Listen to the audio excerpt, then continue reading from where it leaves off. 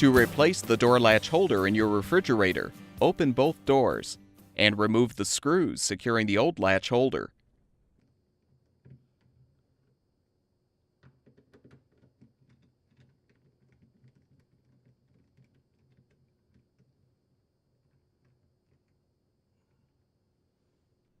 Install the new door latch holder by aligning it on the refrigerator's inner panel.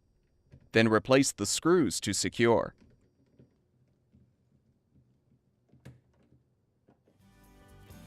Once installed, confirm that the doors close and latch properly.